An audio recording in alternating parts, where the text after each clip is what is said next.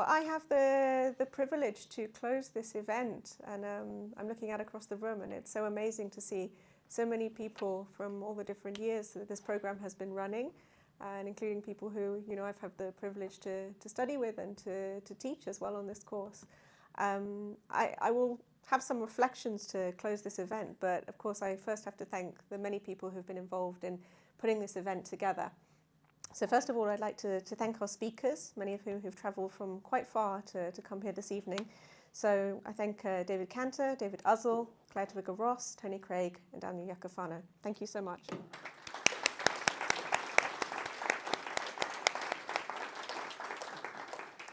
Secondly, I'd like to thank the School of Psychology and the faculty for being so very supportive of this event. Roy, Lada, thank you so much. It's wonderful to share this evening with you. And also there are some members of the faculty who've been extremely supportive in making all the different bits of this event come together. So Amy Roussos and her colleagues in operations. I think Amy is manning a computer somewhere, dealing with the latest technical issue. And also Emma and her colleagues in marketing, and you may have noticed them doing some filming over here. And we really thank them so much for their support. So thank you.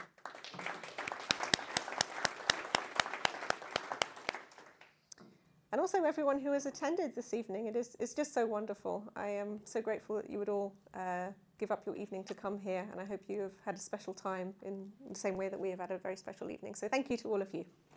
So many applause. There is one final round of applause that I would like to give, and it's to the people who have originated and led this course before me. So I think I have very big shoes to fill now that I have taken over running the master's programme. So the two Davids, David Uzzell and David Cantor, and I particularly like to thank Birgitte Gattersleben. She has done so much for me in my career. Some of you may know that she was my PhD supervisor, well, one of them. Also Paul Sowden, who is here this evening. But Birgitte has done so much over the last 20 years to make this programme what it is today, and I think we all owe her and the other leaders a big round of applause.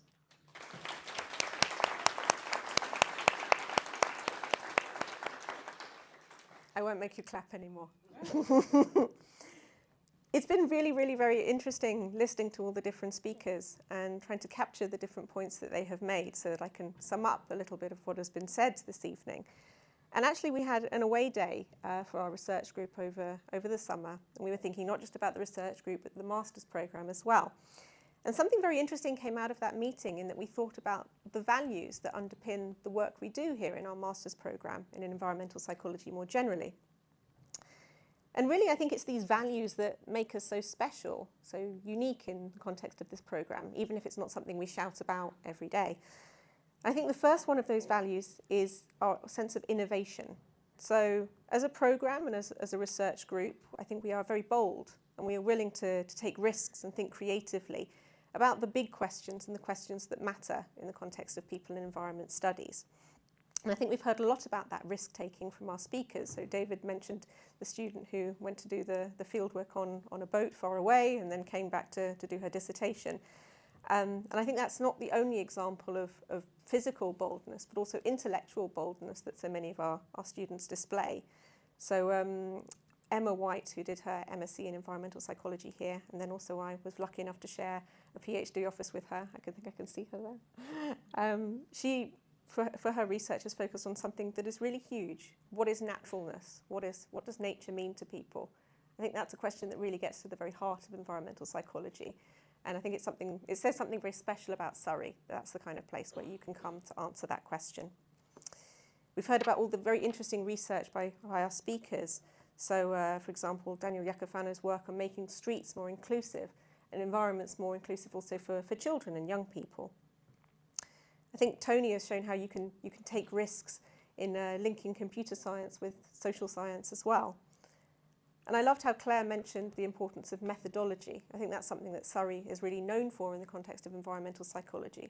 And it's something I think we have to remind ourselves of. You know, we're not just here to lead people towards getting a qualification. We're here to help people open their minds and expand their knowledge about how to be a social scientist. The other thing that I think links to innovation is our sense of curiosity among students. And hopefully students who complete our master's programme feel that they have the freedom to undertake the research that they want to do. They are not put into a box. And I think you've got a taster of that kind of research through people's talks tonight. But some recent projects that we've had the pleasure of supervising on the programme have included thinking about what the future of our workplaces might be like. You know, Tony was talking about, shared desks and open plan offices. These are the kind of the questions that we will ask ourselves as people make more decisions about where they will work and how companies make those decisions as well.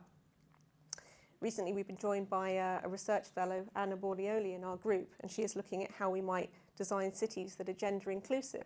What would cities look like if they were designed by and for women? And these are really very powerful and very novel questions that people have not thought to ask before, and Surrey is a place where you can do that. The second value that I want to talk about is leadership. And it was very interesting when I was looking at the list of attendees for this event. It was almost like a who's who of who in environmental psychology. You know, so many people who've gone on to have impact have walked through our doors and gone on to take that knowledge with them. And that's something that I'm very proud of, and I think we should all be very proud of. So our alumni have gone on to start impactful businesses and consultancies. So for example, Daniel, Claire, Clara, who's here, also with her former course mate Lily Bernheimer, starting a consultancy, Spaceworks. And our alumni also go on to have important roles in public life and the public sector. So one of our recent graduates, George Murrell, is now working as a social scientist in forest research. We've heard how a number of our alumni have come back as staff and have also gone on to have leadership positions in places like IAPS, the International Association for People Environment Studies.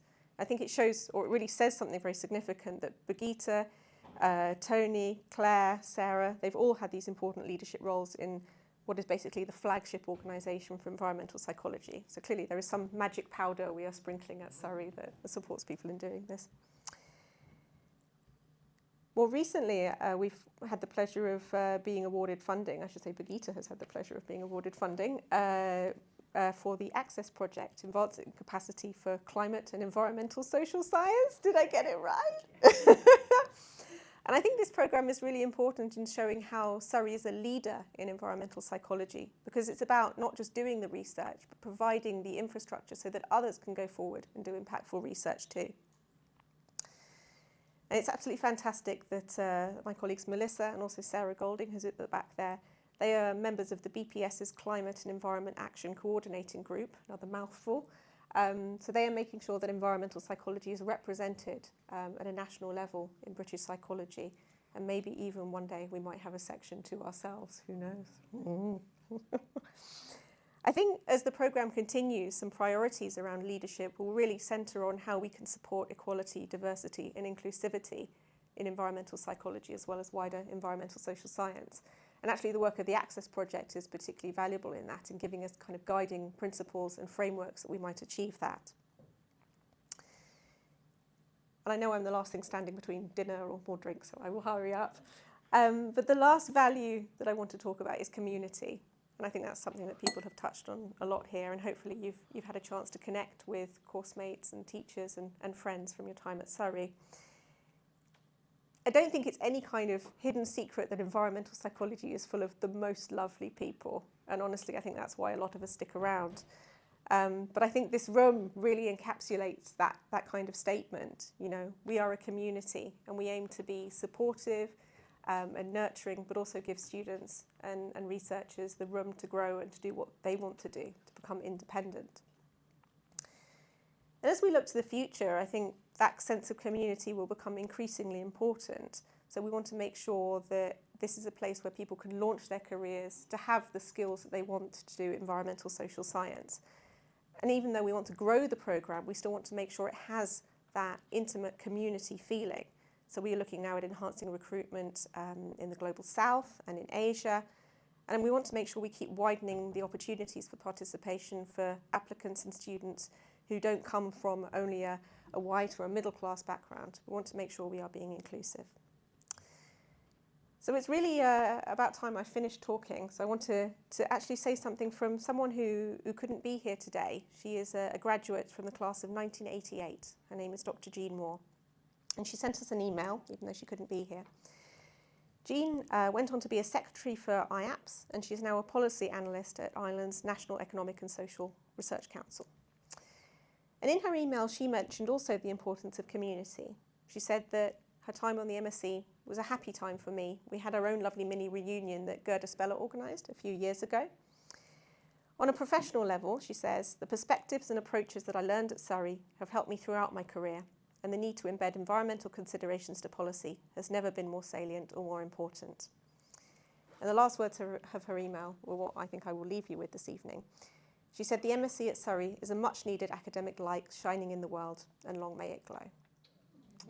So thank you all so much for coming, and have a lovely evening.